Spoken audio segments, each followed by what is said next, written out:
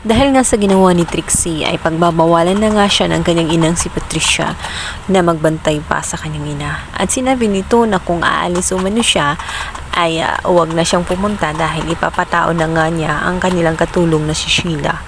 Hindi na niya pagkakitulaan pa ang kanyang anak. Lalong-lalo na at naiinis siya ng sobra nang makita maging itong si Meredith sa ospital. Kaya naman dito nga ay namuo ang pagtataka nga nitong si Trixie. Si Lilette ay naiintindihan niya kung bakit gigil na gigil ang kanyang ina. Lalo't pinaalala pa nito ang lahat ng mga ginawa ni Lilette. Sinabi nito na hindi kailanman maging kaibigan nitong si Lilette. Lalong-lalo na ang ginawa ni Lilette nang siya ay na-rape at hindi man lang nito tinulungan. Sabi ni Patricia na buhat ng sinilang si Lilette ay problema na ang kanyang dinala hanggang sa ito'y lumaki at naiinis siya dahil hanggang ngayon buhay pa itong si Lilette at laging gumugulo sa kanyang pamilya. Ang gusto niyang mangyari ay sila lang dalawa. Ayaw niya na may kahati. Hindi maintindihan ni Trixie kung bakit maging si Meredith. Ano ba at sino ba si Meredith? Ngunit hindi sumasagot nga itong si Patricia. Hanap na sana ng solusyon itong si Trixie kung paano matulungan ang kanyang ama sa pamamagitan nga ng isang AI app na subukan ni Ramir at parang nasanay na nga siya at madali lang gamitin. Kakatulong sana yun para matuklasan nila kung anong gustong iparating ni Ramir dito nga kay Meredith. Subalit galit si Patricia. Ayaw niya na gumamit si Ramir ng mga apps.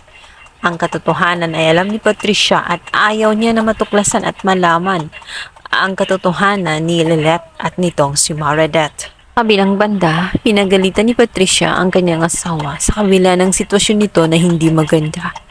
Sinabi nito bakit umano itong si Ramir ay pilit pa rin nagkakausapin itong si Lilette maging itong si Meredith. Kung gusto ba daw niya na ipaalam pa sa kanila ang tunay nilang ugnayan ay hindi niya hahayaan ang mga bagay na iyon.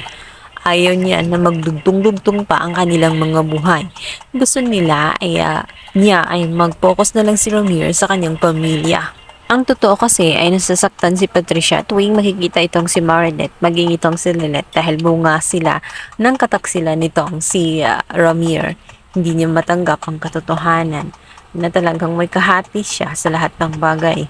Kaya naman sa sobrang kaselfishan niya ay binantaan pa nga niya itong si Ramir na kung ibipilit niya ang kanyang gusto na ipaalam nga sa kanilang dalawa ang tunay nilang ugnayan, ay mapipilitan daw siyang gawin ang hindi dapat gawin dito kay Lilette. At natitiyak niya na hindi ito magugustuhan ni Ramir. Naiiyak na lang si Ramir habang may pilit binibigkas ngunit hindi nga niya kaya. Kabilang banda, ito nga si Trixie ay nakauwi na nga ng bahay at nito'y kanyang maisip kung bakit kaya ang kanyang ina ay galit na galit dito kay Meredith. Kung si Lilette ay naiintindihan niya kung bakit ayaw niya itong makalapit dahil anak nga siya sa labas.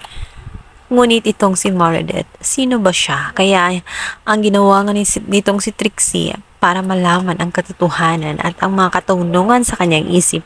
Nilapitan niya itong anak nga nitong si Meredith na ito nga si Era upang kausapin. Subalit dahil sa alam na rin ni Era ang katotohanan at makasarili din siya, ayaw doon niyang ipaalam ang katotohanan yun, lalong-lalo na kay Lilette dahil gigil na gigil din siya dito.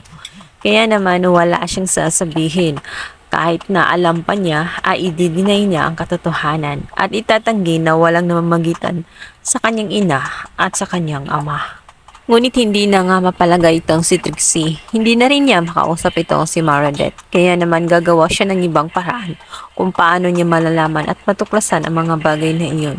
Malaking tulong ang AI app na ginawa or na kita niya dahil nakakatulong sa kanyang ama.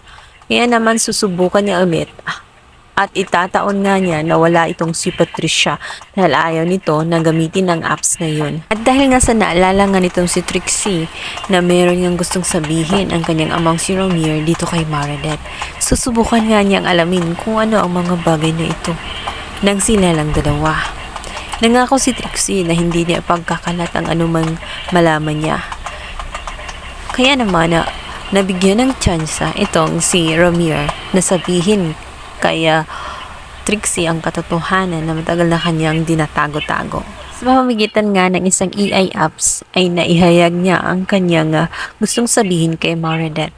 Gusto niya rin na iparating ito kay Lilette.